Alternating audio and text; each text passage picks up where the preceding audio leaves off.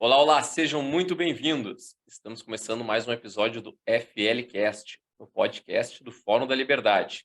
Eu me chamo Richard Sachs, sou empreendedor e associado do IEE, o Instituto de Estudos Empresariais, e sou apresentador desta temporada. Está aqui comigo hoje na apresentação Miguel Preto, engenheiro e também associado do IEE, e nosso convidado especial, Felipe Camozzato, administrador, político e um dos fundadores do Partido Novo no Rio Grande do Sul. Felipe Camozzato é administrador e especialista em finanças pela URGS e pós-graduado pela Georgetown University, nos Estados Unidos. Foi sócio-diretor de marketing e comercial em um grupo empresarial de serviços ambientais e ajudou na fundação do Partido Novo no Rio Grande do Sul. Elegeu-se vereador de Porto Alegre por 2 vezes, em 2016 e em 2020, sendo neste o terceiro candidato mais votado da capital. Em 2022, foi eleito deputado estadual, sendo um ressalva aqui, é importante no currículo, não utilizou dinheiro público em nenhuma das campanhas. Camozzato, Miguel, sejam muito bem-vindos e obrigado por aceitarem o convite. Obrigado pelo convite. Um prazer. Bom, hoje o episódio promete, aí vamos falar bastante de política, como que se tornou político. Então vamos ao episódio. Solta a vinheta. Agradecemos aos nossos investidores, Bitso, Évora, Gerdau e Grupo RBS, e os apoiadores Ouro, Atlas Network, Grupo A Mais Educação, Itaú, Icatu Rio Grande Seguros e PUC-RS. Você ouve agora FLcast, o podcast do Fórum da Liberdade. Bom, para começar um pouco a nossa conversa aí, Camozzato, conta para os nossos ouvintes um pouquinho da tua trajetória política, por que tu decidiu entrar na política, o que te motivou a isso. E mais uma vez, seja muito bem-vindo. Obrigado, Richard. Um prazer estar falando contigo, com o Miguel, estar participando de mais um episódio aí da FLcast e cumprimentar todo mundo que está nos ouvindo. Bom, começar pelo começo, né? Eu sempre odiei política. Então, isso já começa bem. Eu era justamente aquele cara que achava que na política só se perdia tempo, só gente mal intencionada, corrupta ou incapaz estava na política, e não me interessava pelo assunto, porque eu achava que era perda de tempo. Então, eu, durante minha formação, sempre me concentrei em me preparar profissionalmente para ter uma boa carreira, ter condição de realizar aí meus sonhos e tudo mais, e não depender, na verdade, de política ou do Estado. E lá pelas tantas, até estava conversando em bastidores aqui com o Miguel, né? Lá pelas tantas, enquanto eu estava desempenhando minha atividade empresarial, né, no grupo de empresas que eu era sócio, eu era sócio-diretor de marketing e comercial. E aí, entre um cliente e outro, nós atendíamos aí a empresa também da família do Miguel, e entre um cliente e outro, nós estávamos abrindo uma nova empresa para o grupo. E no processo de licenciamento para essa nova empresa, a gente enfrentou uma série de dificuldades. Eu estava liderando esse projeto, foram quase 4 anos de licenciamento ambiental, e chegou-se ao ponto até de perderem o processo, tudo mais. E é ali que eu fui vendo como a política, na verdade, intervia na minha vida, independente de eu gostar dela ou não.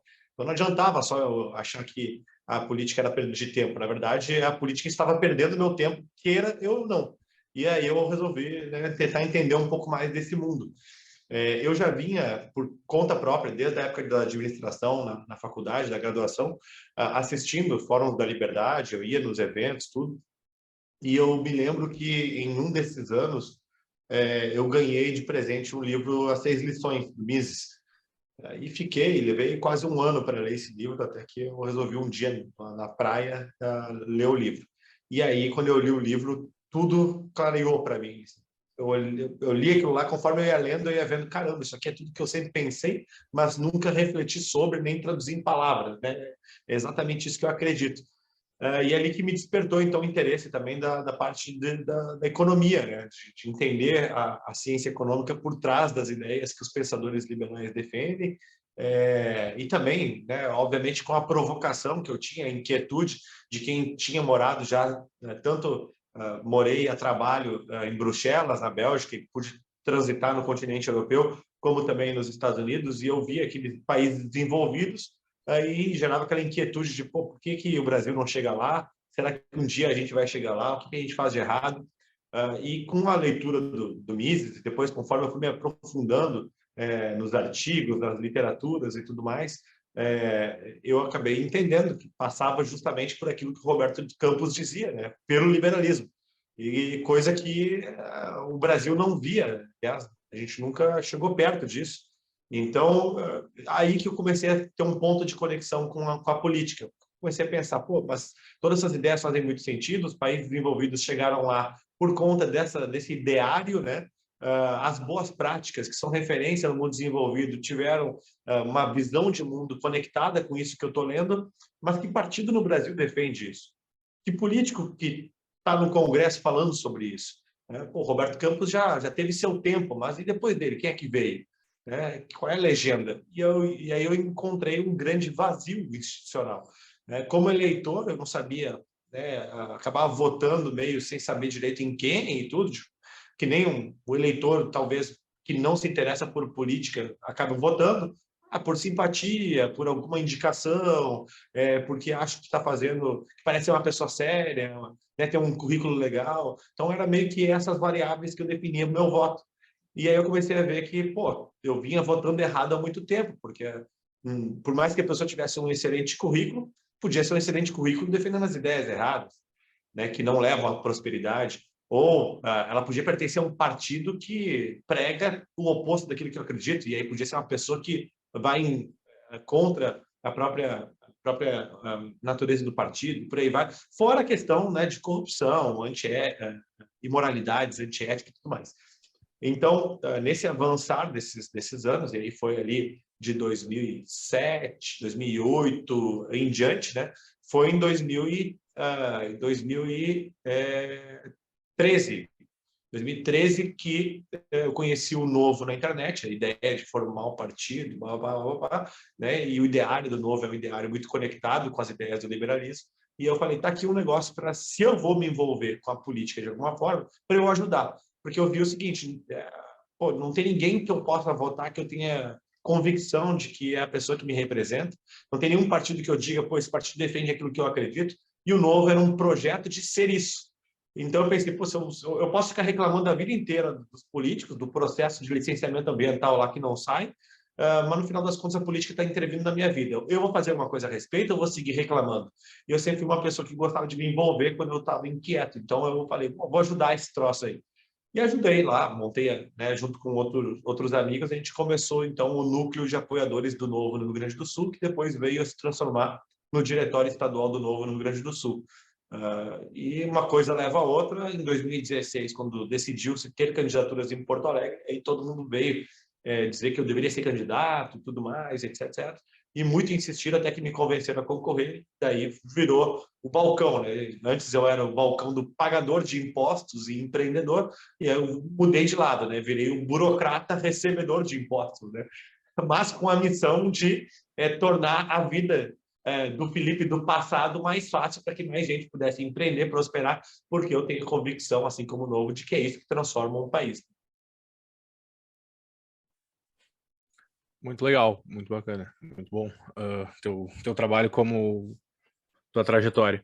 A minha pergunta primeiro, para dar mais uma situada aos nossos ouvintes, assim, quais são as principais atribuições de um vereador, de um deputado estadual, de um deputado federal? Como é que elas são? O que difere uma da outra? Se é só o posicionamento, é só um é municipal, estadual e federal?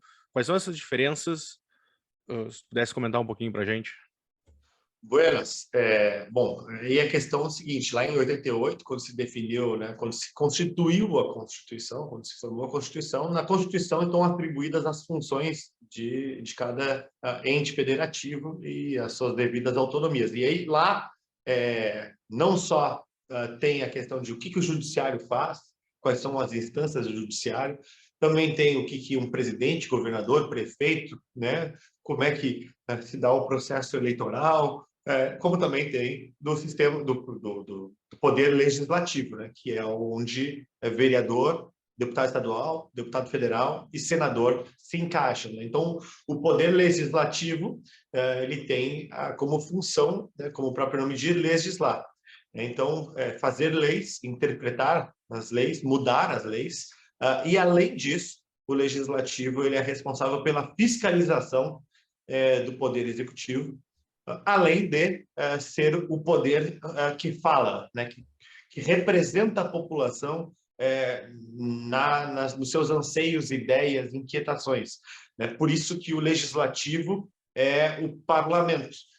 Da origem, da etimologia da palavra, parlamento é parlar, né, é falar, e é no legislativo que se dão os debates, especialmente os debates políticos. Né? Então, numa corte do judiciário, não se deve haver debate político. Né? No poder executivo, não se deve haver debate político. Tu tem posicionamentos, eventualmente políticos no executivo, mas ali ele está fazendo uma agenda de execução daquilo que é sua tarefa de gerir o Estado. Né? No judiciário é de fazer o julgamento das condutas e ações de acordo com as leis. E o legislativo faz essas leis e avalia se, primeiro, né, se o executivo está honrando aquilo que ele deveria executar, e segundo, o legislativo de certa forma, a câmara de eco da sociedade para falar sobre suas insatisfações que não necessariamente precisam se transformar em leis ou não leis. Às vezes são só manifestações, são só, né, observações,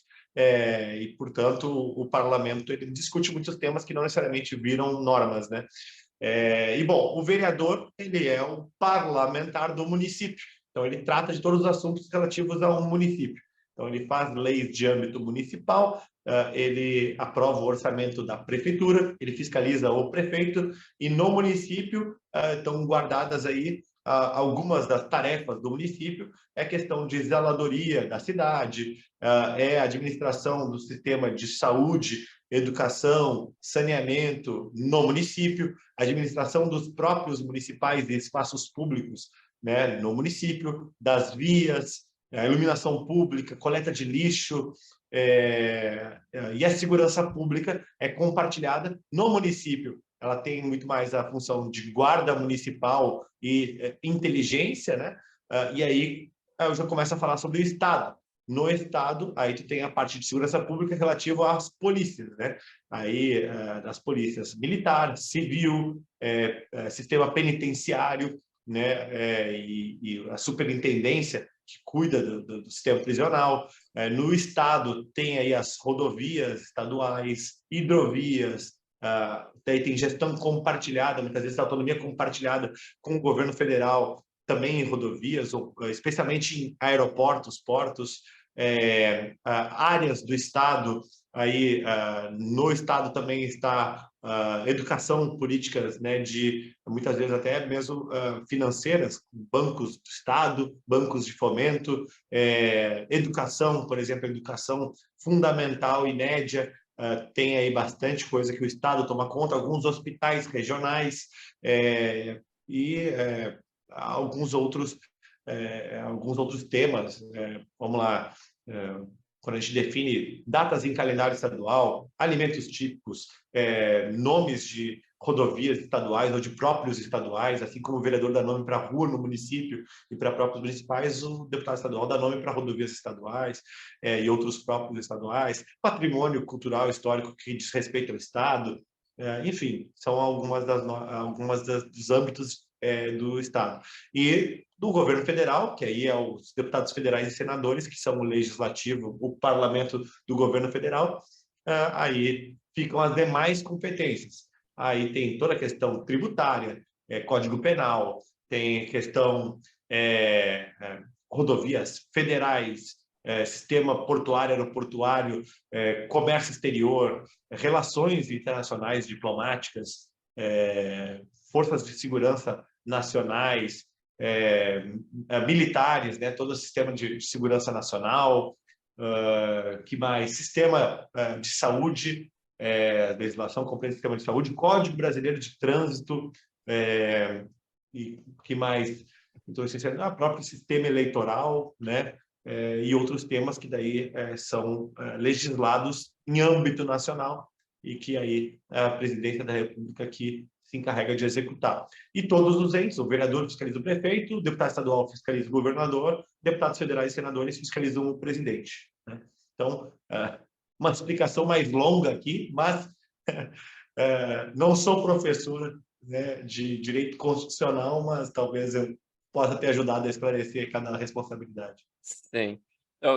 Até quando tu fala ali de nome, mudar nome para rua, tudo, às vezes é quando eles estão fazendo o melhor trabalho, né? Porque não estão atrapalhando a vida do pessoal, né, Camusato? Então, Ah, é. tem É esse lado verdade. aí. É uma coisa meio inútil, né? Mas no fim das contas eles estão ocupados com alguma coisa, né? É que no município tem bastante competência legislativa, né? Por exemplo, ontem aqui na Câmara, a Câmara de Vereadores proibiu o consumo de vape, né, de cigarro eletrônico dentro de ambientes internos coletivos, né? Proibir fumar em espaço público, beber em espaço público, isso é o município que pode determinar. Já o Estado determina a bebida nos estádios, por exemplo, né? Porque entende-se os estádios de futebol como uma legislação estadual. Então, a gente pode regrar bastante comportamento. Os vereadores decidem plano diretor, né? Como é que a cidade se desenvolve, né?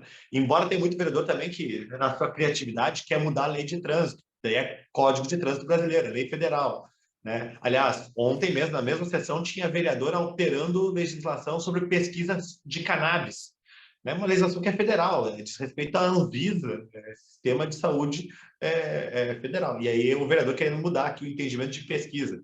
Então, totalmente fora da sua alçada, e aí aqueles projetos que a gente costuma chamar, né, de inconstitucionais, que pode ser que a Câmara de Vereadores até aprove, mas depois a Justiça acaba indo lá derrubar, que a Justiça tem o dever de honrar a lei e a Constituição. Então, ela vai ver que existe um descompasso e anula aquela legislação. Sim. Bom, tu falou dessas criações, tudo, mas olha, no teu histórico como vereador, né, Camusato, foi conhecido como um revogador de leis, mais do que como um criador de leis, né?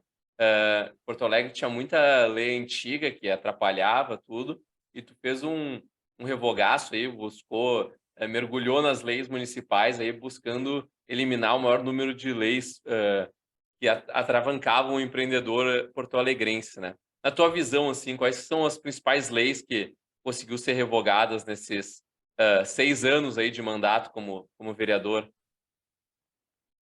Cara, foi bastante coisa que a gente tinha, né? Primeiro, aquela noção de que a gente combate daí, que é uma questão da perspectiva cultural da política brasileira e do poder legislativo. Em geral, o cidadão acha que político bom é político que faz muito projeto. O cara já tem 10 projetos, o cara tem 20 projetos, já aprovou um monte de lei e tal. Pô, esse cara é bom. E não é, né? Assim, muito mais do que a quantidade é o que o cara está aprovando. E aí a gente começou a refletir sobre isso. Se muita lei significasse qualidade de vida, o Brasil seria a Suíça, porque a gente tem lei para tudo. E é muito pelo contrário, a gente tornou o sistema normativo brasileiro um dos mais complexos do mundo e, portanto, a vida se torna muito difícil. E nós nos tornamos um dos piores países para se empreender, conseguir ter liberdade para tomar nossas decisões, escolhas e tudo mais. Então, muito mais do que legislar, o parlamento brasileiro, nas suas diversas instâncias, deveria estar mais preocupado em deslegislar, em retirar as leis que atrapalham, conseguir fazer com que as leis sejam poucas, mas muito claras e objetivas, para dar segurança jurídica e ficar muito fácil do cidadão saber o que ele pode e o que ele não pode fazer. No Brasil é tudo meio zona cinzenta, muita lei, complexo e ainda não ajuda. Então, assim, a gente tentou fazer uma organização dessa normativa municipal em Porto Alegre, só de leis ordinárias. São mais de 12 mil leis. Então, imagina, eu até brinco, né? O próprio vereador, que é quem faz a lei, ou então, eventualmente, um juiz que vai determinar se aquela lei é válida ou não, nem o vereador, nem o juiz conseguem saber quais são as 12 mil leis que estão vigorando. Ninguém consegue saber quais são as 12 mil leis que estão em vigor. E, portanto, ninguém é capaz de obedecer rigorosamente tudo que está vigente. Porque se tu é desconhecedor do que está valendo, como é que tu vai obedecer a tudo? A gente tem um sistema que, basicamente, nos induz à desobediência da lei. Então, naturalmente, todo mundo está, em algum momento, agindo ilegalmente em algum aspecto. Então, a gente procurou fazer, primeiro, uma identificação de que leis atrapalhavam a vida na cidade, ou que geravam mais insegurança, ou atrapalhavam a análise de segurança jurídica sobre um determinado tema, e a gente começou a organizar isso. Algumas nós revogamos, algumas nós consolidamos, ou seja, pegamos várias leis que estavam esparsas em vários pontos diferentes da legislação e que eram sobre o mesmo tema, e colocamos tudo dentro de uma lei só, para ficar mais fácil para o cidadão e para a prefeitura saber como agir. Outras nós fizemos atualização, por exemplo, tinha legislação no município que falava sobre como a roleta de ônibus tinha que ser, né?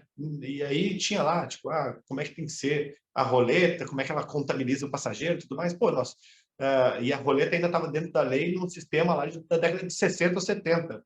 Ou seja, a tecnologia evoluiu, daqui a pouco a gente nem vai ter roleta mais no ônibus. E ainda assim tinha uma lei lá dizendo que tinha que ter roleta. Então a gente acaba travando pela legislação até avanço tecnológico. Sobre leis bizarras, né? Todo mundo procura, quais são as leis bizarras, né? Quais são as leis bizarras? Não sei se tiveram muitas leis midiáticas bizarras assim que nós revogamos. Uma que foi revogada dentro desse esforço de desburocratização, que é bizarra e que até eu acabei ajudando a revogar, mas quem identificou ela foi o Ricardo Gomes, na época nós estávamos colegas aqui na Câmara, foi a lei que proibia a importação de carne de Chernobyl. Essa era muito curiosa. Então, Porto Alegre não podia importar carne vinda de Chernobyl. E detalhe, né? Nem existia registro de importação de carne de Chernobyl, só botaram a lei lá, provavelmente porque na época que deu o caso em Chernobyl, o pessoal deve ter ficado meio arredio, imagina se a gente tiver alguma coisa de Chernobyl aqui, proibiram. Parecido com uma lei que certa vez o deputado estadual de Santa Catarina, do Novo, Bruno Souza, conta sobre proibida a caça de um tubarão, não sei, tipo de tubarão lá, estava proibida a caça. E aí foi descobrir que o tubarão nem existe no Brasil. Foi ver lá, nem existe essa espécie de tubarão. Mas, enfim, vai que ele aparece, né? Vai que ele aparece. Vai que ele aparece, pois é. Então, assim, tiveram coisas assim, tiveram outras leis que parecem mais pontuais, mas que tu vai tirando uma a uma, né? Vai mudando a cara do município, tornando ele mais amigável, né? Por exemplo, tinha lei que obrigava postos de gasolina a fixarem um mapa da cidade em alguma das suas paredes. Isso não faz o menor sentido, né? Hoje em dia todo mundo tem o celular ali, o aplicativo e tudo mais e tal. Mas não, tinha que ter afixado um mapa da cidade nos postos de combustível. A gente tinha lei também no município que proibia a venda de revistas de armas sem embalagem. Tinha que estar embalado, não podia ser folheado uma revista sobre armas, por exemplo. A revista ia sair atirando. A gente tinha lei que proibia a venda de jornais em farmácias. Então, assim, e vai indo, né? Foram mais de 800 leis que nós fizemos alteração, revogação ou consolidação. Essa seria a próxima pergunta. Se teve algum projeto ou alguma lei que tu sentiu orgulho de ter revogado e alguma que tu se lamenta de não ter conseguido revogar? Não sei, talvez tem mais aumento as de ICMS em Porto Alegre. Do ICMS, não. ICMS é imposto estadual. Aí o aumento do IPTU. Essa aí pode cortar. Tem mais as leis que eu me arrependo de não ter conseguido do que as que eu fico feliz de ter revogado. Acho que, na verdade, quando a gente pensa no futebol, né, a gente fica muito mais triste quando o nosso time perde do que a gente fica feliz quando o nosso time ganha, né? Então, assim, por exemplo, eu não consegui revogar a lei que obriga Porto Alegre, ao ter shows internacionais, que artistas de Porto Alegre abram os shows. Essa lei segue vigorando. Eu não consegui revogar a lei que obriga todo prédio construído em Porto Alegre a ter uma obra de um artista de Porto Alegre na sua entrada, no seu hall. Está lá a lei ainda. Não consegui revogar a lei que limitava o tamanho de supermercados em Porto Alegre. Porto Alegre segue proibindo supermercados acima de determinado metragem quadrada. Então, assim, tivemos várias derrotas, né? Mas também conseguimos aprovar muitas. Eu acho que uma lei legal que eu aprovei, que eu tenho, que eu acho que foi muito importante, foi a lei de transparência do IPTU. Apesar de ser uma lei que parece ser muito simples, né? A gente incluiu nas guias de pagamento do IPTU como é que é feito o cálculo, como é que o cidadão pode consultar qual é o IPTU do bairro, qual é a inadimplência do bairro, e outras informações que vão para o portal da Fazenda Municipal. Mas essa lei de transparência do IPTU foi que permitiu que, ao termos perdido o projeto de aumento do IPTU, todos os porto-alegrenses entendessem quanto que aumentou o seu IPTU, gerasse indignação na população e fez com que, inclusive, a imprensa pudesse fazer matérias sobre esse tema, e na gestão seguinte, o tema IPTU e aumento do IPTU foi proposta de campanha. Então, assim, se tornou tão central a discussão que virou proposta de campanha, e uma vez que o prefeito Mello e Ricardo Gomes venceram a eleição, com a proposta de revogar os aumentos, a gente pôde votar a extinção do aumento do IPTU. Outra lei que me orgulho bastante de ter aprovado foi a Lei de Liberdade Econômica também, né, que conseguiu fazer com que a gente avançasse bastante em desburocratização aqui no município. E tivemos outras leis interessantes, assim, a lei que desburocratizou a gastronomia itinerante, permitiu ter food trucks em Porto Alegre, basicamente, que a legislação anterior dizia que food truck só podia operar na cidade se tivesse em um dos 13 pontos fixos. Então, imagina, gastronomia itinerante, que não é itinerante, só pode estar em 13 pontos fixados pela prefeitura. E a gente tirou isso da legislação, conseguiu fazer com que eles pudessem efetivamente ser itinerantes e sem limite de food trucks na cidade. Ainda tem bastante coisa para se avançar, até nessa legislação mesmo, que eu gostaria que ela fosse muito mais liberal do que ela efetivamente acabou sendo aprovada, mas é aquela história, no parlamento, eu posso querer uma coisa, mas não significa que todos os demais vereadores também vão querer. E se eu não tenho o voto da maioria, a gente não consegue fazer aquilo que eu quero. Então, acabou que essa tramitação mesmo, a gente não conseguiu aprovar exatamente o texto que eu redigi. Então, entraram algumas emendas e acabou ficando um pouco menos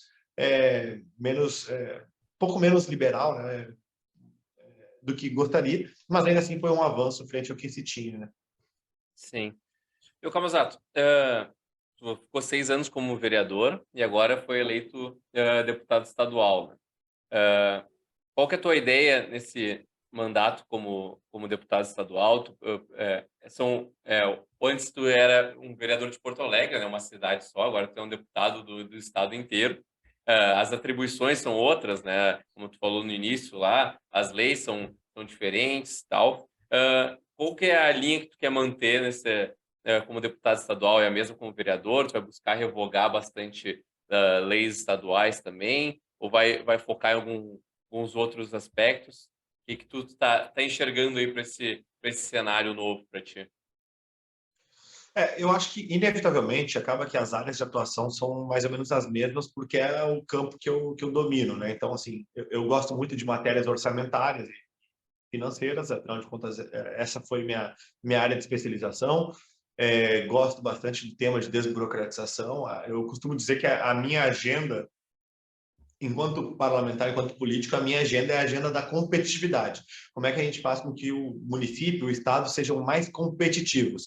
Porque sendo mais competitivos, a gente consegue ter mais investimentos, mais empregos, mais empresas, mais renda e, portanto, a qualidade de vida sobe, né? E consegue prover melhores serviços, de modo geral, para a população. Então, assim, minha agenda é como é que eu posso contribuir para nós melhorarmos a competitividade. Como vereador em Porto Alegre, eu consegui ajudar Porto Alegre a sair ali de posições muito desconfortáveis nos rankings nacionais de competitividade para voltar a ocupar ali o topo do ranking. Hoje, Porto Alegre está dentre as 3 capitais mais competitivas do país.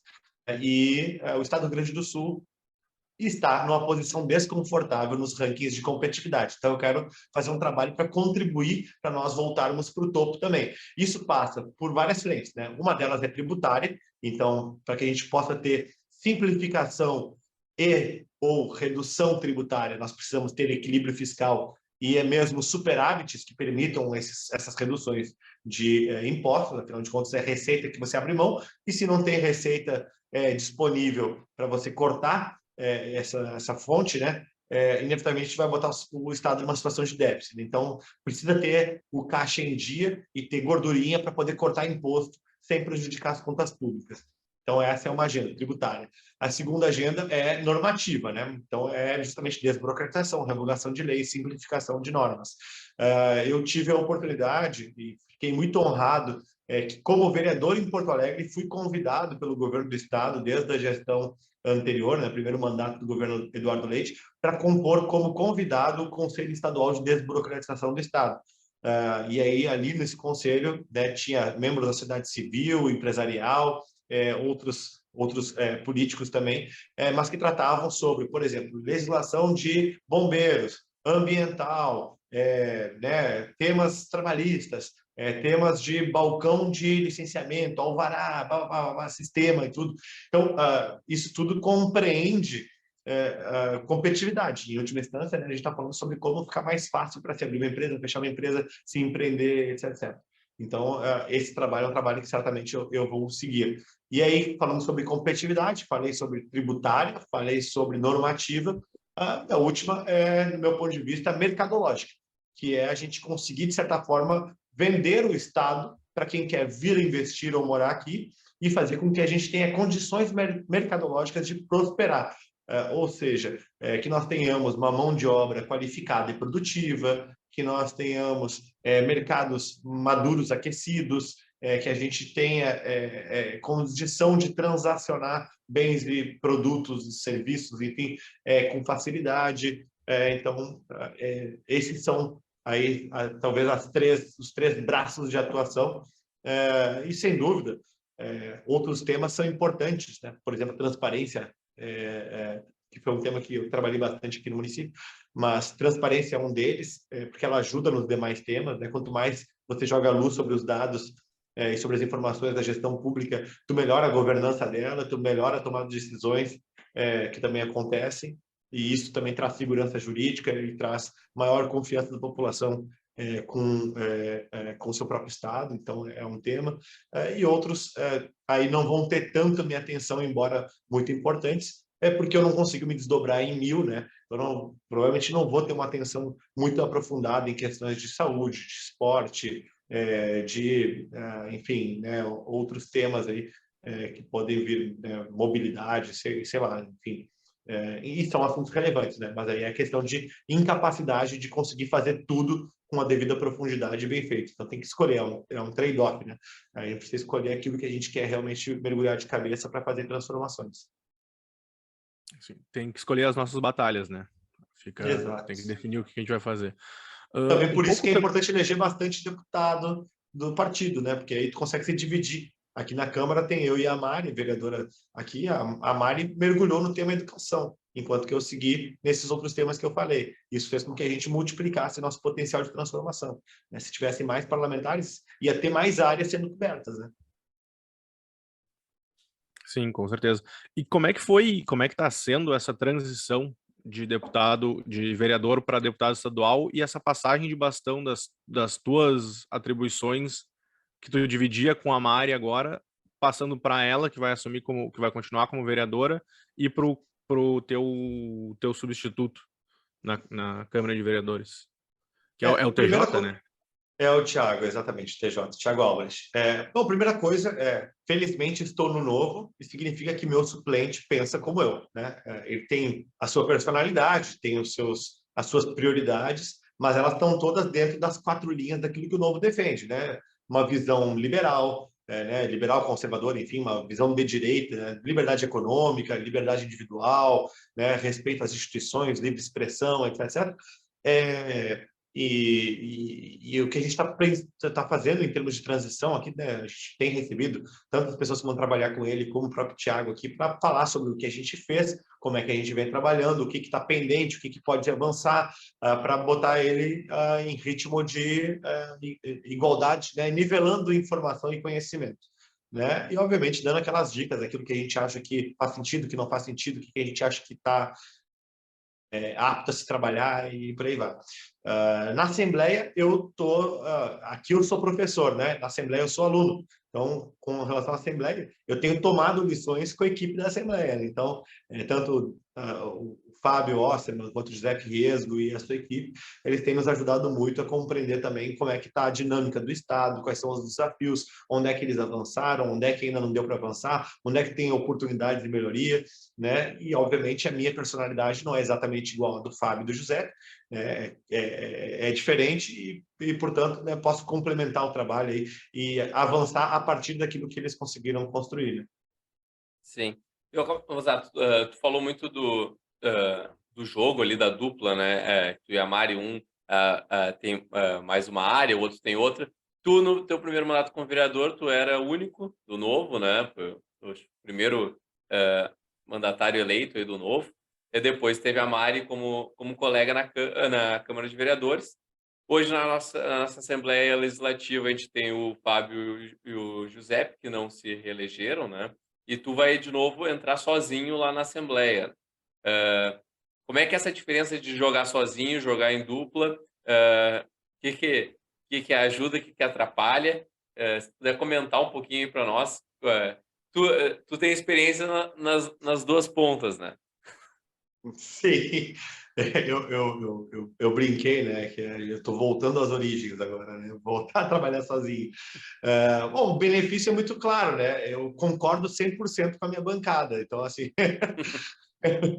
é mais fácil definir as posições e as manifestações, porque é só eu, né? Obviamente, né, a atenção da imprensa, os tempos de tribuna são todos para mim, né? Agora, o malefício também é enorme, né? Tu fica mais isolado, tu fica mais sozinho, às vezes não tem alguém para quem desabafar, para quem dividir uma estratégia, para construir, né?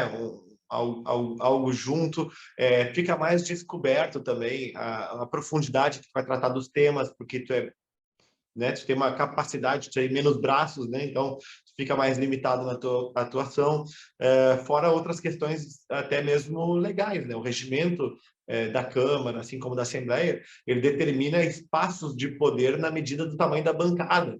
Então, sem a Mari junto comigo, eu fui vice-presidente da Comissão de Finanças e Orçamento da Câmara durante 3 anos e integrei a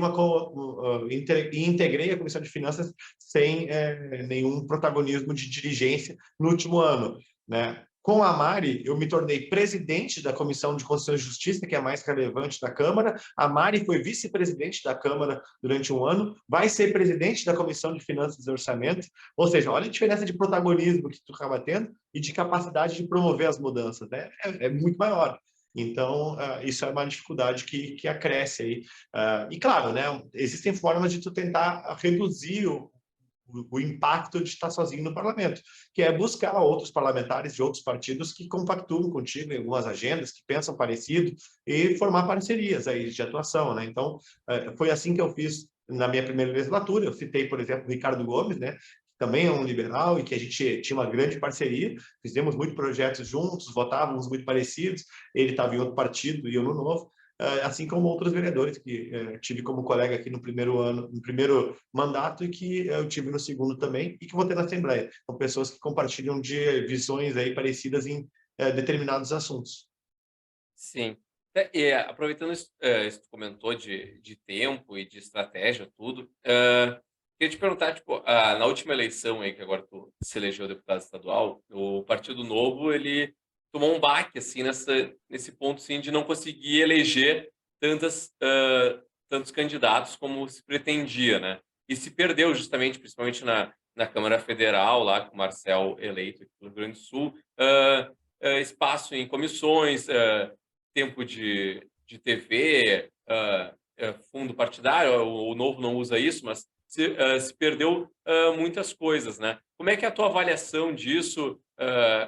Como tu vê como é a avaliação do partido nesse ponto, assim? Por que o Novo não conseguiu crescer tanto nessa última eleição? Legal. Bom, eu acho que primeiro, né? O Novo em 2018 a gente estava numa situação muito favorável, pelo seguinte motivo: a gente vivia um momento onde a palavra de ordem para a política e para as eleições era de renovação. Então, assim, está todo mundo querendo renovar, né? Foi assim em 2016 também na eleição municipal, mas desde o impeachment da Dilma, não havia tido uma eleição federal, né? Uma eleição geral de presidente, deputados, senadores e por aí vai. E a 2018 foi a primeira vez. E aquele sentimento pós-impeachment da Dilma, né, era de nós precisamos renovar o Congresso, precisamos renovar a política. E ali o Novo, mesmo sendo um partido nanico, né, recém-criado, estava com só 2 anos de existência, o partido foi lá e elegeu 8 deputados federais, elegeu o governador de Minas Gerais, Romeu Zema. Foi uma eleição muito expressiva para o partido. Aliás, a gente superou algumas legendas muito tradicionais, inclusive, que elegeram menos do que o Novo. Então, foi uma grata surpresa, né? Isso, obviamente, fez criar expectativas sobre uma manutenção desse ímpeto de crescimento em 2022.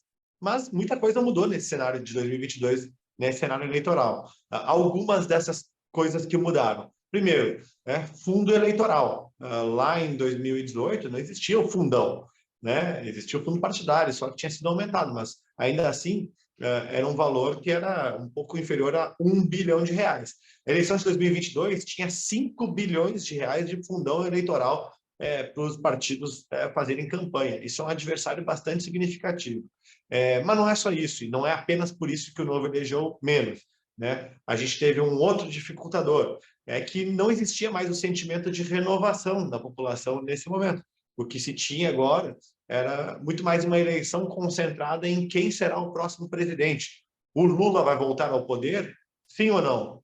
Acabou o tempo do Bolsonaro, então está todo mundo perguntando sobre Lula e Bolsonaro. Ninguém muito preocupado com renovação, né? Então, o espírito dessa eleição no eleitor médio era bastante diferente de 2018.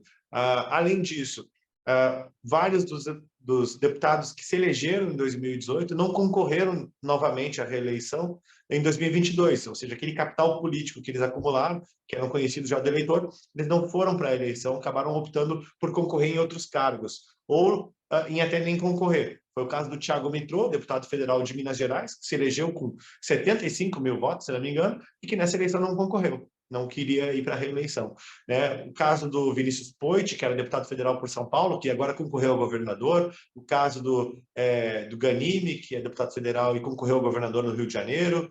Então, assim, alguns nomes que nós tínhamos, que eram nomes fortes, que fizeram bons resultados em 2018, não estavam nesse pleito de 2022. Isso enfraquece, obviamente, também a nossa condição de conseguir eleger, mais uma vez, 8 parlamentares. Mas o principal de tudo isso que eu falei, o principal, na minha opinião, é um problema de posicionamento do Novo, ao longo desses últimos 2 anos, especialmente, né? Num cenário eleitoral, onde estava todo mundo preocupado se Lula ou Bolsonaro serão presidentes, inevitavelmente nós estamos diante de 2 visões de mundo completamente distintas para o eleitor médio. O eleitor médio, ele não acompanha o dia a dia do trabalho do político, ele não sabe exatamente o que é o partido A, partido B, ele não dá muita bola para isso. O eleitor médio não dá muita bola se tem dinheiro público na campanha, se não tem dinheiro público na campanha, né? Ele não entende direito esse negócio, não acompanha direito esse negócio. Agora, o que o eleitor médio acompanha são os temas gerais, né? Essa discussão de, um é um ex-presidiário, o outro é o cara que está com a bandeira do Brasil.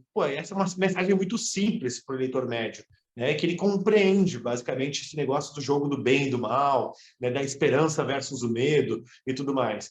E são esses os atributos que as campanhas majoritárias de presidente, governador, trabalham bastante. E o Novo teve uma dificuldade muito grande de se posicionar diante desse cenário, né? Primeiro, o nosso fundador enviava com frequência mensagens difusas para o eleitor e quem buscava acompanhar o Novo, né? Então, um partido que se funde com ideias, com ideário liberal, né, que é vinculado à direita, à centro-direita, e aí o nosso fundador atacando o presidente que está vinculado a esse cenário da direita, né? Muita gente começou a interpretar aquilo como o Novo está virando de esquerda, o Novo vai se aliar com o PT, então coisas absurdas acabaram surgindo na cabeça do eleitor médio, que não acompanha o dia a dia. Porque o eleitor que acompanha o dia a dia sabe que é completamente absurdo que o Novo você está se aliando com o PT. Agora, o cara que não acompanha, o cara acaba vendo um tweet, recebe no WhatsApp lá uma mensagem dizendo não, o fundador do Novo declarou que vai votar no Lula. Para esse cara, o Novo é partido de apoio do Lula, ponto. Né? Então, assim, é uma mensagem muito forte para o eleitor médio que não se informa sobre política. E isso é extremamente danoso para a gente. Ao mesmo tempo, o Novo teve dificuldade em se posicionar como um partido que, não, olha só, a gente rejeita o Lula, rejeitamos o PT, e nós, quer falar como, não, o partido é independente, como a gente sempre foi, mas precisava dizer em alto bom tom que filiados do Novo não vão votar no Lula, que o Novo não vai se aliar ao petismo jamais. Essa mensagem não foi clara. Essa mensagem não foi clara. A nossa campanha estava muito mais voltada para falar que, olha, o Novo defende redução de impostos, redução de burocracia, a gente é um partido que não usa dinheiro público em campanha, é um partido que tem ética, ficha limpa. Isso tudo é muito legal, é muito interessante. Mas nessa eleição, onde estava basicamente bem versus mal, medo contra a esperança, isso vira secundário, Então, assim, o Novo teve essa dificuldade. Eu acho que esse foi o pior para a gente. Então, nossas votações acabaram sendo muito mais esmagadas aí do que efetivamente seriam se a gente tivesse num momento de discussão eleitoral onde estivesse se olhando para esses outros atributos, de qualidade do partido, dos quadros, do trabalho parlamentar, de seriedade, de ficha limpa e por aí vai. Bom, e pegando esse gancho aí da questão do João Amoedo, saiu do Novo, era o cara que todo mundo olhava para ele e via, ele era o que representava o Novo. Agora, com a saída dele e pensando no futuro, pensando agora, próximas eleições, 2026, 2024, o que o Novo tá pensando em fazer, ou já está se planejando para fazer, considerando esse futuro nas eleições? O que vocês estão planejando? Qual é a proposta de vocês, visto que a situação que vocês passaram agora em 2022, esse baque que tomaram por talvez um problema de posicionamento, talvez um problema de não ser mais ser pego por essa polarização e não ter esse direcionamento claro de não, a gente não apoia nenhum dos dois, mas o nosso posicionamento é claramente contra esse aqui. Sim. Podemos comentar um pouquinho? Eu vejo o seguinte, primeiro, a gente precisa consolidar a visão de que o Novo não é um partido que tem um dono e que não existe salvador da pátria, Então, assim, o próprio João Amoedo falava muito nisso, essa é uma dos princípios do próprio partido, mas ele acabou se esquecendo disso em certo momento e acabou tomando a visão de que ele seria o salvador da pátria para o partido. E ali surgiram muitos dos equívocos e brigas internas do Novo que prejudicaram a imagem da instituição porque ganharam o grande público, virou matéria de imprensa, brigas internas partidárias por conta das posições do ex-fundador, do fundador, do ex-presidente com os atuais componentes do partido. A desfiliação do João Amoedo, de certa forma, nos ajuda a virar essa página, de que o partido não tem dono, de que o partido tem uma identidade e a coerência do partido é que vai dar valor para essa instituição, E o Novo segue muito essa coerência. Se a gente olha para as votações dos parlamentares do Novo, para as atitudes do Novo, ao longo desses 6 anos de existência do partido, elas são muito coerentes, sempre vêm numa mesma linha, sempre de uma forma muito transparente. Então, a gente aposta muito de que isso vai nos favorecer no médio e longo prazo, porque as pessoas vão cada vez mais identificar a legenda como uma legenda digna de confiança, de qualidade, de representação e que, portanto, merece o voto, mas, inevitavelmente, a gente precisa ter figuras que as pessoas também votam em pessoas, então, em figuras que são cativas, que cativem o público, que consigam transmitir de forma simples, fácil a mensagem que o Novo quer passar, de melhorar a vida dos brasileiros, de simplificar a vida dos brasileiros, de tornar o Brasil um país mais próspero. E aí algumas figuras que têm, aos poucos, cada vez mais ganhado a atenção do grande público. Por exemplo, o próprio governador Romeu Zema. O Zema tem um estilo de falar que é muito próprio seu, muito simples, tudo mais, mas, ao mesmo tempo, a população gosta muito dele. As pessoas entendem o que ele está fazendo, o que ele quer, apreciam muito ele. O Marcel Van Hatten é outro nome que tem um respaldo muito grande, as pessoas, independente de partidos de preferência, respeitam muito o trabalho dele, levam muito a sério, é um cara que é muito ouvido, tem uma grande influência, com frequência está na imprensa também para ser ouvido. Então, aos poucos, o Novo vai formando novas lideranças também para conseguir ajudar a construir na cabeça do público um posicionamento do partido que a gente acredita.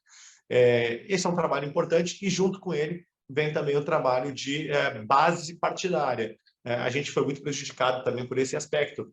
Em 2020, última eleição municipal, nós tivemos uma restrição por parte do Diretório Nacional, comandado pelo João Amoedo, de concorrer em diversos municípios. Então, no Rio Grande do Sul, nós poderíamos ter concorrido aí em pelo menos 12 cidades diferentes. E nós fomos proibidos pelo Diretório Nacional de concorrer em 12 cidades. Fomos limitados a 5. Isso fez com que, obviamente, nós elegêssemos só em 5 cidades vereadores. São esses vereadores que, em 2022, estavam fazendo campanha para os deputados, né? Que estavam divulgando o Novo no seu município. E o parlamentar do Novo, o político do Novo, ele é muito importante para o partido porque ele traduz a mensagem do Novo para a prática do dia a dia do seu trabalho.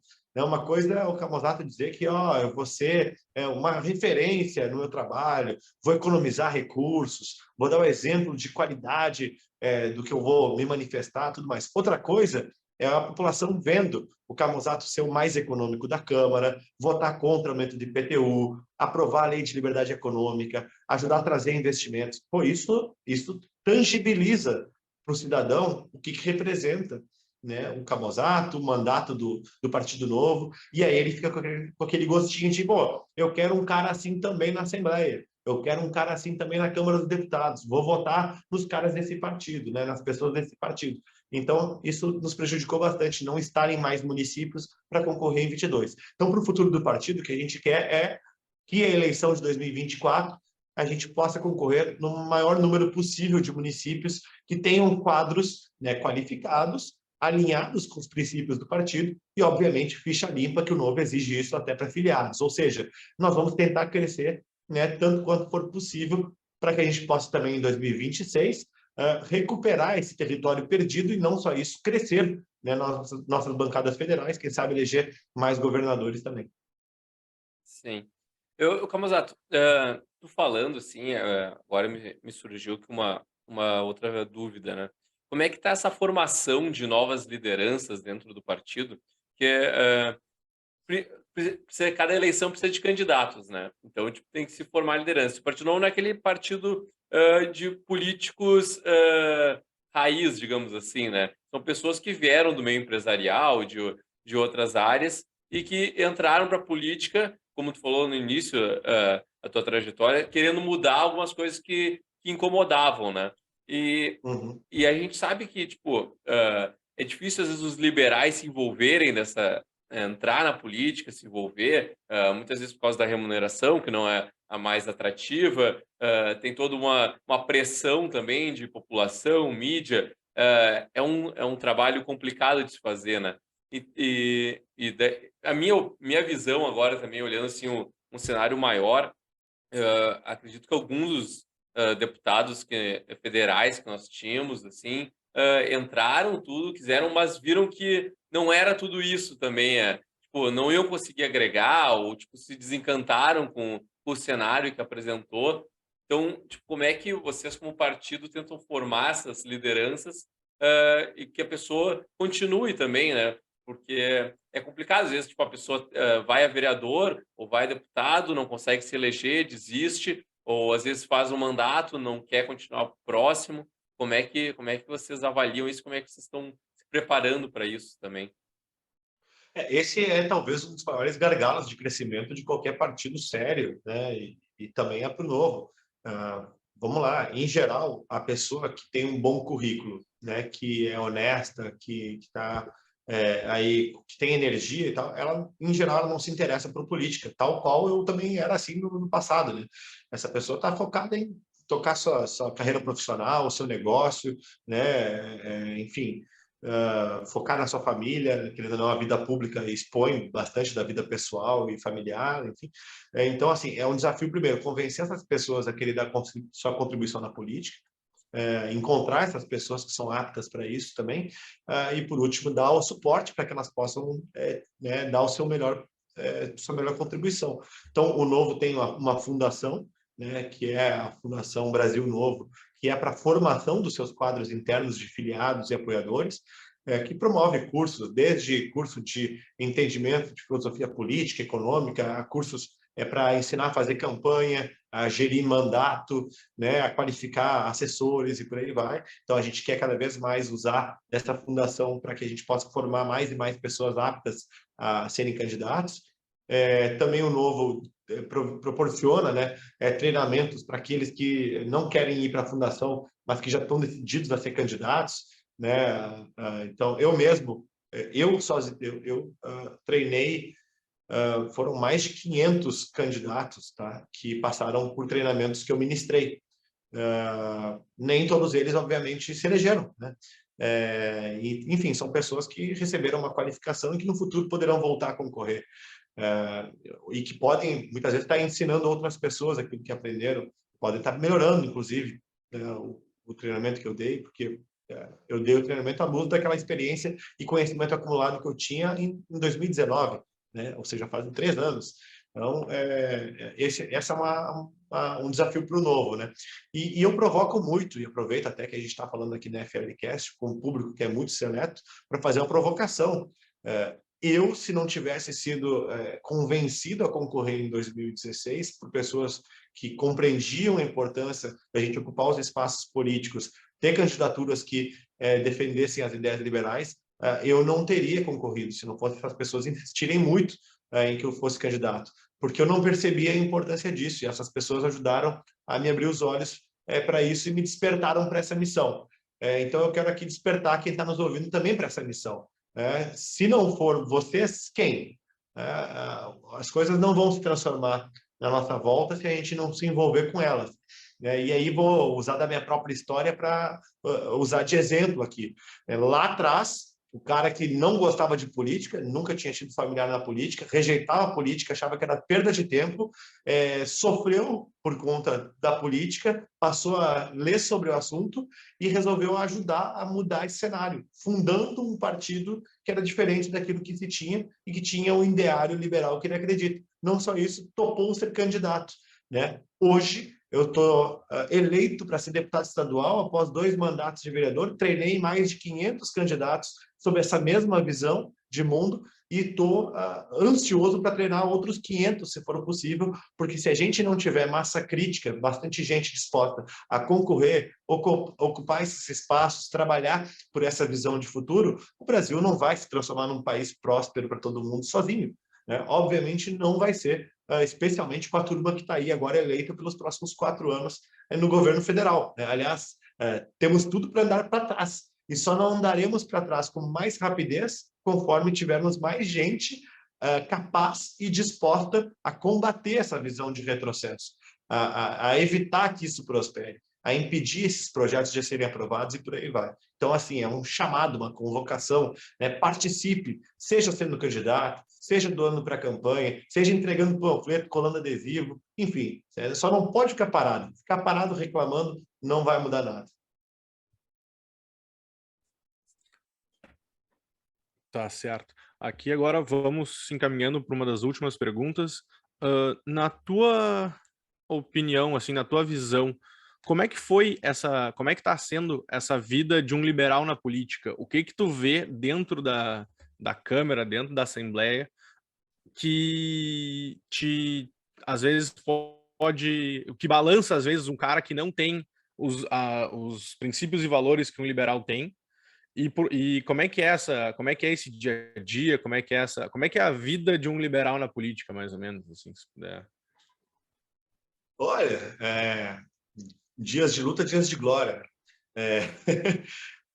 A gente brinca, o Novo ainda é muito pequeno, né? E somos poucos os liberais na política, somos poucos. Então, tem uma frase que até acho que foi os guris da Assembleia Legislativa, ali, o Fábio José, que costumam falar, que eu acho muito boa, né? Que é, não dá para perder sempre. E assim, a gente, obviamente, é muito mais derrotado do que vitorioso aqui dentro, né? Porque a gente ainda é minoria. E nós temos tudo para ser minoria ainda por um tempo, até conseguimos ter maioria. Mas, ainda assim, as vitórias que a gente consegue ter são vitórias muito relevantes. Vamos lá, vou destacar o caso do IPTU mais uma vez, né? Só a nossa atuação no IPTU ajudou a, primeiro, impedir o aumento durante 3 anos. Isso significou, durante esses 3 anos, cerca de 700 milhões de reais que ficaram no bolso do cidadão porto-alegrense em vez de ir para o caixa da prefeitura. Isso aí isso aí vira compra em supermercado, isso vira qualidade de vida para essas pessoas, isso é riqueza no bolso delas, né?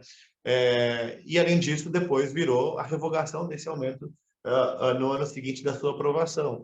Então, assim, o liberal na política tem derrotas, mas também tem vitórias, e isso vai nos motivando também a seguir em frente. Algumas coisas que desmotivam são, obviamente, quando tu vê alguma coisa que, né, a pessoa não sabe o que está acontecendo, não tem princípios para votar, ela está votada interessada em alguma coisa própria, né, seja em ganho pessoal, né, seja ele financeiro ou não, mas assim, não existe uma coerência ou entendimento do que está se fazendo, debates que às vezes são debates inócuos, que não mudam, não transformam a vida das pessoas, né? Às vezes a gente perde muito tempo com coisas aqui que não mudam a vida do cidadão ali na ponta, né? Que são muito importantes talvez para a carreira daquele vereador, daquele deputado, mas que para o cidadão não faz a menor diferença, né? Então isso às vezes desmotiva. Obviamente a questão da exposição da vida pessoal, familiar, é um ponto assim que faz com que tu tenha que mudar a forma de agir, lugares de frequentar, coisas que tu fala, ou como é que tu se porta. Então, afinal de contas, tu é um representante público, né? Tu é um agente político, e tu precisa estar aí dentro desse decoro, né? Mas isso cria, de certa forma, até muitas vezes um desconforto em tu poder usufruir de momentos que são de lazer, né? Momentos que são talvez de mais leveza, aí, mais íntimos, familiares e tudo mais. Ao mesmo tempo, para não dizer só de coisa ruim, pô, é muito legal quando a gente consegue uma conquista, quando a gente barra alguma coisa que seria ruim, né? Isso é muito legal, cara. Tu sente na pele ali a transformação que o teu trabalho causa, ou tu recebe um feedback positivo de alguém que acompanha teu trabalho, valoriza o que está acontecendo, ou mesmo foi positivamente afetado por alguma coisa que tu conseguiu realizar. Então, isso é muito bacana, né? E aí, eu vou trazer para o caso concreto, falando sobre revogações, né? Em 2019, eu revoguei a lei que proibia novas construções no Parque Farroupilha, o Parque da Redenção, né? Que é um parque importante aqui de Porto Alegre. Quando eu revoguei essa lei, eu revoguei por uma convicção pessoal de que essa lei prejudicava a cidade, que não tinha razão de ser, né? Não existia como construir uma torre comercial no meio do parque, mas essa lei impedia melhorias no próprio parque. E se ele algum dia fosse concessionado, privatizado, enfim, ia ser um entrave para que o usuário pudesse ter melhores banheiros, né, equipamentos públicos e por aí vai. Então eu revoguei com esse intuito, né, de poder ter melhores banheiros, né, uma quadra de futebol, etc. Passam 2 anos e agora a gente tem um local chamado Refúgio do Lago, na Redenção, que é um complexo gastronômico que foi feito com containers, né, numa área do parque, inclusive, que era uma área escura, degradada, que tinha registros de estupro, assalto, ou seja, a revogação da lei permitiu não apenas o desenvolvimento econômico do parque, atraiu usuários e trouxe mais segurança.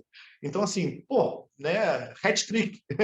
E eu não fazia ideia. E aí, vamos lá, né, vamos falar sobre os pensadores liberais. No liberalismo, a gente tem aquela concepção da espontaneidade, a ordem espontânea das coisas e da incapacidade que o tomador de decisão, agente político, público, né, ele é incapaz de ser onisciente sobre o que está acontecendo ou sobre o que pode acontecer. Então, ele tem que tentar, ao máximo possível, não intervir, dar liberdade para que a sociedade, com seus diversos conhecimentos, na sua espontaneidade e organicidade, ela possa se manifestar e possa ir fazendo, né, as suas melhorias. E esse é um exemplo muito claro. Obviamente, eu jamais imaginei em 2019, ao revogar aquela lei, que a gente teria um complexo gastronômico como o Refúgio do Lago da Redenção. Eu estava pensando em melhores banheiros, veja só. Sim, muito legal. E parabéns pelo trabalho, Amozato. Para encerrar aqui, uma Valeu. última pergunta, com base naquilo que tu falou um pouquinho antes ali, de convocando as pessoas para participarem. Na tua visão, assim, hoje a gente tem muito mais liberais do que tinha antigamente, mas a gente ainda tem muito pouco, né? Como fazer para trazer mais gente para as ideias liberais? Como é que tu vê na tua visão, assim, tipo, como divulgar melhor, como vender melhor o nosso peixe, né?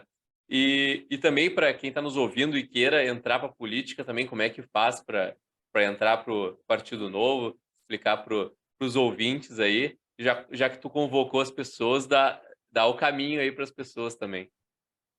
caminho é muito fácil, tá? Tem o site do Novo, novo.org.br, e lá já tem formulário de tem interesse em ser candidato. Só deixar teus dados lá que tu já vai ser direcionado para todas as etapas de formação, sugestões de cursos, leituras, enfim, até mesmo conversa, conhecer as pessoas da tua cidade, da tua região que podem te ajudar.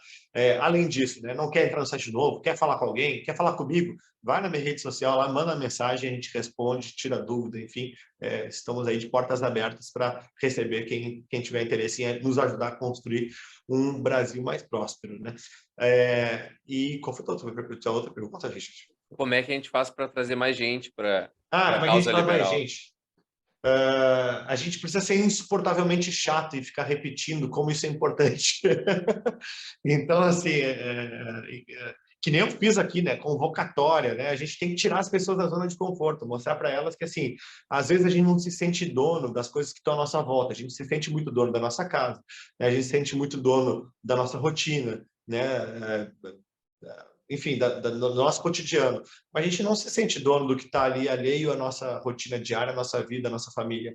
Só que a gente é também, porque, de certa forma, se a gente não é dono, alguém vai ser, e esse alguém pode vir encher o teu saco, né? Então, eu digo, se não é para melhorar, que pelo menos atue para não deixar a gente encher o saco. E, no caso, o Brasil, o cidadão, ele é bastante perturbado pelo Estado, pelos políticos. Então, vamos lá, como é que tu reage a essa perturbação, né? Pô, participa, né? Te envolve, te engaja, usa uma parte do teu tempo aí disponível para pelo menos te qualificar, falar com pessoas sobre isso, apresentar o FLCast, apresentar o Fórum da Liberdade. Olha só que bacana, eu sempre falo sobre o impacto do Fórum da Liberdade, né? Eu nunca fui do IEE, e tem uma galera que vive me perguntando se eu fui do IEE, que ano eu fui do IEE. Todo mundo acha que eu fui do IEE.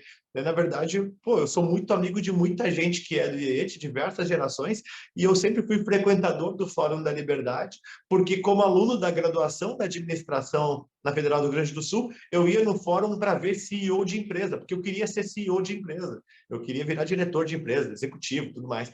Eu ia lá para ouvir o presidente da Gol, para ouvir o cara da Ambev e tudo, e no final das contas foi lá que eu ouvi as ideias de liberalismo, que eu ouvi que a gente pagava muito imposto, que eu ouvi que a gente não tinha liberdade para se expressar, e aquilo foi me provocando. Como assim a gente paga muito imposto, né? Mas eu nem sinto isso, né?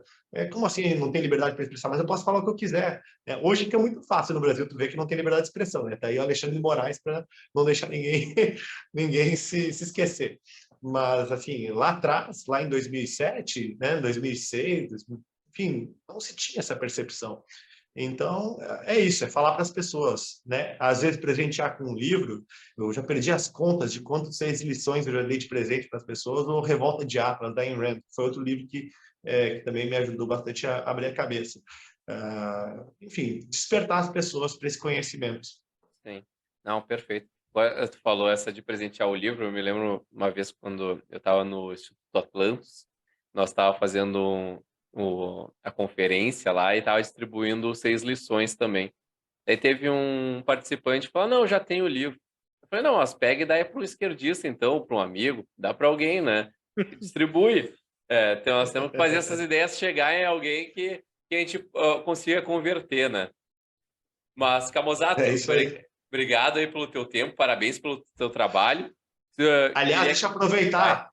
Quem está nos ouvindo aqui, hein, Richard e Miguel, quem está nos ouvindo aqui, quer ajudar, cara, primeira coisa, vai ali no aviãozinho, ali, vai no compartilhar desse episódio aqui e manda para teus amigos, manda para o teu grupo da família, manda para o grupo do futebol, entendeu? É assim que acontece, aos pouquinhos vai. Isso, show de bola. Bom, abrir para as tuas considerações finais, se tu tiver alguma dica aí de livro, de filme, documentário também, a gente bota aqui depois nos nossos comentários para os ouvintes. Legal. Bom, primeiro agradecer pelo convite, um prazer estar falando com vocês aí. Fico muito feliz na condição de alguém que era mero espectador e frequentador do Fórum da Liberdade, de anos mais tarde, não só já ter palestrado no Fórum da Liberdade, aliás, me botaram numa sinuca de bico, foi no meu primeiro ano de mandato, no meu primeiro mês de mandato, completamente caindo de paraquedas, assim, tive que falar para 1.500 pessoas, tava mais nervoso do que, olha, assim, Acho que hoje eu poderia ter feito uma palestra muito melhor. Já fica meu autoconvite para um próximo Fórum da Liberdade aqui. Mas está falando aqui também na FLCast, estou sempre à disposição, é um prazer, e aproveitar também o espaço para fazer uma indicação. Então, já que tu falou de um livro, um filme e tudo mais, eu quero indicar uma série para vocês, que eu acho que é muito legal para quem não conhece política, poder conhecer um pouquinho de como é que ela funciona. Eu gosto muito dessa série, que é Borgen, que está no Netflix, né, que é sobre a primeira-ministra da Dinamarca, e fala sobre o partido dela, ela que é membro dos moderados. E aí, claro, né, como tudo no Netflix, tem aquela pegada meio esquerdista, assim, mas é legal para entender como é que é a dinâmica da política, do chefe do Poder Executivo, do parlamento, de como é que se dá a relação com a imprensa, né, a família, a disposição dos dados pessoais e todos esses conflitos que se tem, a rotina de trabalho e tudo mais. Vou te dizer que, assim, guardadas as proporções, né, da Dinamarca para o Brasil, mas se identifica muito a minha rotina, a minha vida com a série e de qualquer outro político, né? Então é uma forma legal, assim, didática de conhecer um pouquinho mais do nosso mundo. Perfeito. Obrigado pelas indicações, nós depois botamos ali nos comentários para os nossos ouvintes. Então, mais uma vez, agradecer aos nossos investidores, Bitso, Évora, Gerdau, Grupo RBS, os apoiadores Ouro, Atlas Network, Grupo A Mais Educação, Itaú, Icatu Rio Grande Seguros e PUC-RS. Camozzato, Miguel, obrigado pela parceria e pelo convite, ter aceitado. Pessoal, até o próximo episódio. Tchau. Valeu. Tchau, tchau. Tchau, pessoal. Até o próximo episódio. Você ouviu FLCast, o podcast do Fórum da Liberdade.